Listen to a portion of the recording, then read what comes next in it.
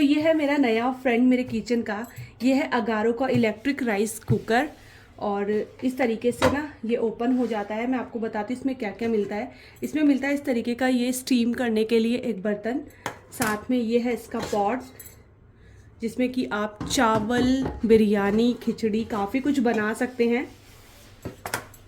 और इसके साथ ही इस तरीके का ये एक वायर मिलता है जिसको आप इस तरीके से ना यहाँ पर कनेक्ट कर सकते हैं। जैसे आप इसको यहाँ पर कनेक्ट करते हैं और फिर प्लग में लगाते हैं। ये देख लीजिए। इसके साथ आपको मिलता है ये एक मेज़रमेंट कप जिसे मेज़र करके जो है आप चावल बना सकते हो। और इसके साथ आपको मिलते हैं ये 2 स्पैचुला। ये जैसे ही यहाँ से स्विच ऑन करेंगे तो ये यहाँ पर ऑन हो जाएगा।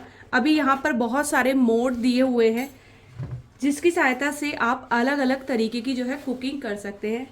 जैसे कि इसमें ये जो बटन दिया हुआ है इसमें आप वाइट राइस बना सकते हैं, साथ में oatmeal, quinoa, mix grain, brown rice और सौटे भी कर सकते हैं। इसके साथ ही आप अपने अकॉर्डिंग टाइम को कम या ज़्यादा भी कर सकते हैं। इसके अलावा आप इसमें स्टीम कर सकते हैं। और अगर आप चाहते हैं कि ये जो है थोड़ा सा देर से स्टार्ट हो तो डिले स्टार्ट का बटन है। और इसके साथ ही कीप वार्म का यहाँ पर आपको बटन दिख रहा है, तो इससे खाना जो है ना वो इसमें गर्म रहता है। आपको वाइट राइस बनाने हैं तो आप इस तरीके से इसको प्रेस कर देंगे, ये खुद से ऑन हो जाएगा। तो अभी जो है ना इस राइस कुकर में मैं बनाने वाली हूँ खिचड़ी। तो मेरे घर में खिचड़ी सभी को बहुत पसंद है। तो यहाँ पर मैंने मस्टर्ड ऑयल लिया है और स्टीम मोड पे जो है मैंने इसको सेट किया है। तो अगर आपको हाई हीट चाहिए तो आप स्टीम मोड पे इसको सेट कर सकते हैं। और अगर आपको थोड़ा लो हीट चाहिए तो सौते मोड पे आप कर सकते हैं। उसके बाद मैंने इसमें ऐड किया है थोड़ा सा प्याज और लहसुन, जिनको कि मैंने बारीक कट कर लिया था। अच्छे से इसको मिक्स करेंगे। जैसे ही इनका कलर थोड़ा सा चेंज हो जाएगा उसके बाद मैंने इसमें ऐड कर दिए हैं टमाटर। टमाटर को जो है ना अच्छे से मिक्स करने के बाद अब इसमें ऐड करेंगे जो ड्राई मसाले होते हैं वो। तो नमक, मिर्च, हल्दी पाउडर, धनिया पाउडर और जो भी मतलब मेरा ड्राई मसाला होता है वो सारा जो है मैंने इसमें ऐड कर दिया है। अच्छे से मिक्स करेंगे। यहाँ पर देखिए मसाले अच्छे से भुन गए हैं, टमाटर गल गए हैं। दाल और चावल जो है वो मैंने भिगो कर रखे थे। तो मैं मूंग की दाल की जो है खिचड़ी बनाने वाली हूँ। आप चाहे ना तो इसमें और भी वेजिटेबल्स ऐड कर सकते हैं, लेकिन मेरे घर में मूंग की दाल की खिचड़ी में बहुत ज़्यादा वेजिटेबल डालूंगी तो कोई खाता नहीं है। तो इस वजह से मैंने फ़िलहाल सिंपल सी मूंग दाल खिचड़ी ही इसमें बनाई है। खिचड़ी के अकॉर्डिंग पानी इसमें मैंने ऐड कर दिया है और मिक्स ग्रेन मोड पे जो है इसको सेट कर दिया है। तो यहाँ पर अब ये जो है ऑन हो गया है। इसमें टाइमर अपने आप जो है सेट हो जाता है। और अब ये लास्ट के जब कुछ मिनट होते हैं ना तो यहाँ पर देखिए टाइमर स्टार्ट हो जाएगा। और ये देखिए खिचड़ी बन के तैयार है।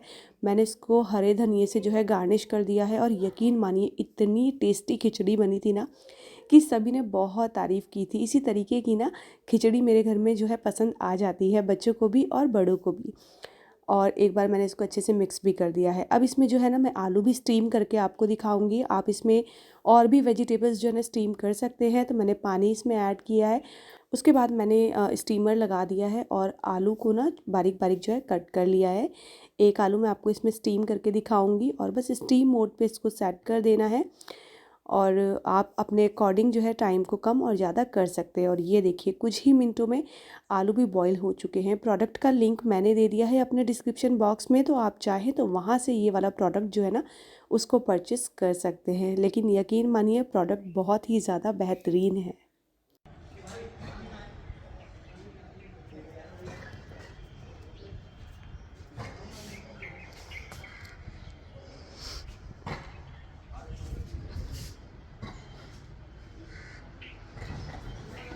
हैं लहसुन धनिया लेने के लिए सुबह सुबह, क्योंकि मुझे बनानी है लहसुन धनिया की चटनी। धनिया, ये धनिया लग रहा है और ये लग रहे हैं आंवले। इधर राई भी है, मेथी भी है, सारी चीज़ें हैं। फ़िलहाल मैं धनिया काट लेती हूँ। Hello everyone, good morning and welcome back to my new video. तो किस दिन का वीडियो है मैं सच बताऊँ मुझे बिल्कुल भी याद नहीं है, क्योंकि वीडियो बहुत पीछे चले गए हैं। तो यहाँ पर आई हूँ, थोड़ा सा बिज़ी हूँ और बहुत ज़्यादा मतलब एडिटिंग नहीं कर पा रही हूँ, आप लोग समझ सकते हैं। तो इसी वजह से ना बहुत ज़्यादा कन्फ्यूज़न भी हो रही है। खैर दिन जो भी है, वक्त सुबह का ही है। और हाँ, मुझे मेरी ड्रेस देख के याद आया कि शायद 25 तारीख थी, क्रिसमस वाले दिन का शायद, हाँ ये वीडियो है। तो वही है ना, कपड़े देख के ध्यान आ गया। तो मैं अभी अभी जो है ना लहसुन धनिया खेत से तोड़ के लेकर आई हूँ और मैं बनाने वाली हूँ लहसुन धनिया की चटनी। तो ये तो आपको पता ही है कि सर्दियों भर हमारे यहाँ बनती है, स्पेशली जब मैं ससुराल में आती हूँ ना, तो ये वाली चटनी तो हम लोग बहुत ज़्यादा ही खाते हैं। बहुत टेस्टी होती है। बस लहसुन के पत्ते और धनिया के पत्ते, साथ में 4 से 5 हरी मिर्ची और थोड़ा सा नमक डाल के सिलबट्टे में जो है सारी चीज़ों को पीस देंगे। और इसके साथ हम लोगों के यहाँ रागी की रोटी खाते हैं। आप चाहें तो चावल की, मक्के की रोटी भी खा सकते हैं। साथ में खूब सारा घी हो और वाइट वाला मक्खन हो तो इसका टेस्ट जो है ना वो डबल हो जाता है। तो अगर आप लोगों ने ट्राई नहीं किया है ना तो ज़रूर ट्राई करना। तो यहाँ पर देखिए मैंने सारी चीज़ों को ना पहले बारीक बारीक कट भी कर लिया था। कट करने से क्या होता है ना कि आराम से ये पीस जाता है। उसके बाद सिलबट्टे में सारी चीज़ों को पीस लिया है। और ये वाली चटनी का मज़ा सिलबट्टे में ही आता है। अगर आप इसको मिक्सी में पीसेंगे तो बिल्कुल भी मज़ा नहीं आएगा। और इस सब्ज़ी ना रात की बची हुई थी। पालक पनीर बनाया था ना इससे एक दिन पहले, जबकि वंशिका की बुआ आए हुए थे। तो वो पालक पनीर भी बचा हुआ था। तो बस अभी मैं यहाँ पर पराठे बनाऊँगी सबके लिए, जिसको भी पराठे खाने होंगे। हम लोग तो ये चटनी के साथ जो है रोटी खाते हैं। तो अलग अलग चीज़ें बन रही हैं, पराठे भी बनेंगे, रोटी भी बनेगी। एक तो सबके टेस्ट के अकॉर्डिंग जो है ना वो खाना बनता है। तो गर्मा गर्म मैं बना भी रही हूँ, साथ में सर्व भी कर रही थी। और वंशिका के पापा की भी थोड़ी सी हेल्प ली थी मैंने यहाँ पर, कि थोड़ा सा आके जो है मेरे साथ थोड़ी सी हेल्प कर दो। और जिसको पराठे नहीं खाने थे उनके लिए बनी थी यहाँ पर रोटियाँ। और जिस दिन से ससुराल में आई हूँ ना उस दिन से कुछ लोगों को पता नहीं क्या मिर्ची सी लगी है। इतने गंदे गंदे से कमेंट्स कर रहे हैं ना। एक कमेंट तो मैंने आपको पहले बताया था, अभी एक कमेंट और बताऊँ। वो मैडम बोलती है कि अपने मायके में तो बहुत ज़्यादा लाउड रहती है और ससुराल में आके ये भूस हो जाती है।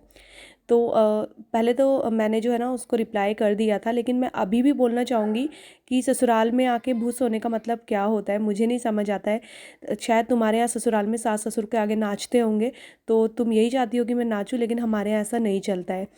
और जहाँ तक रही मायके में लाउड होने की बात, तो मायके की बात अलग होती है और ससुराल की बात अलग होती है बहुत।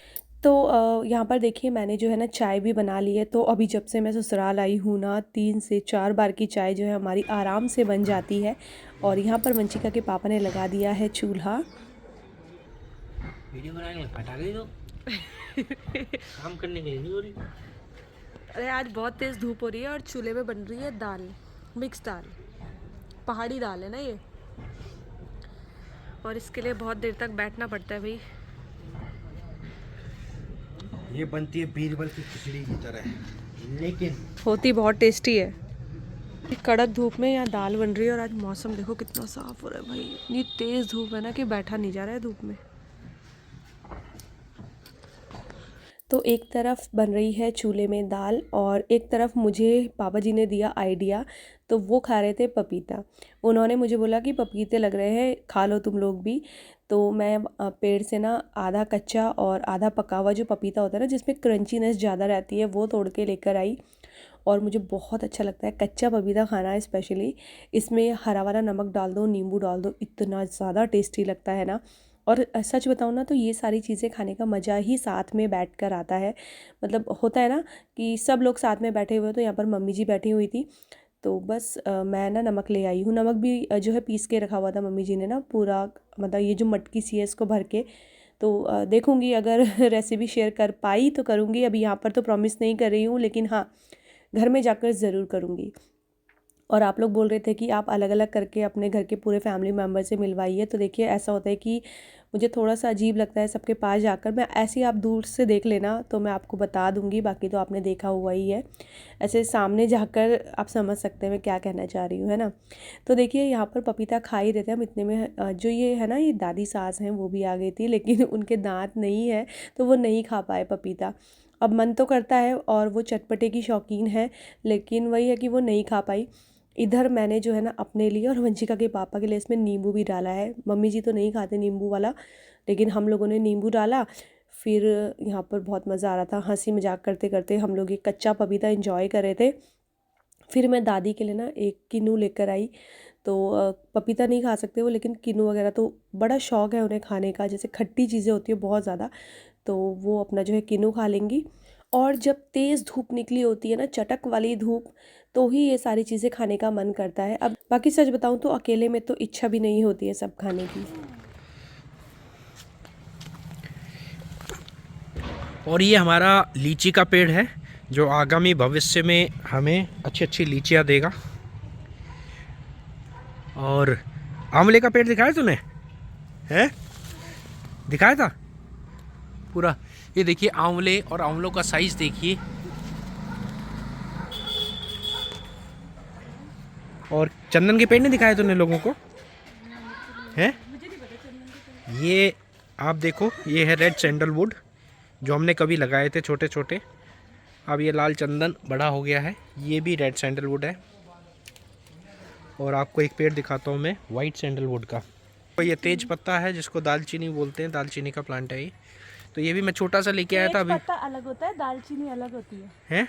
हाँ, तेज पत्ता दालचीनी दोनों एक ही होती है बेटा। एक पेड़ से निकलती है दालचीनी है, इसके पत्तों को तेज पत्ता बोल दिया जाता है, और इसकी जो छाल होती है उसको दालचीनी बोल दिया जाता है। आम और आम की लकड़ी एक ही होते हैं?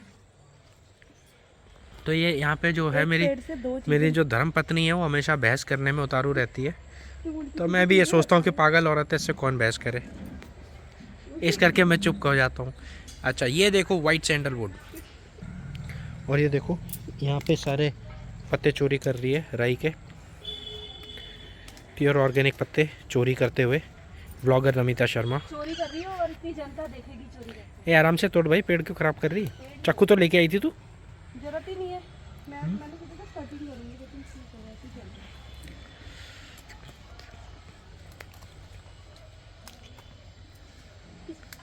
तो बस यहीं पर जो है अपने इस वाले वीडियो का मैं करती हूँ एंड। तो ये था छोटा सा वीडियो, आपको कैसा लगा ज़रूर बताइएगा।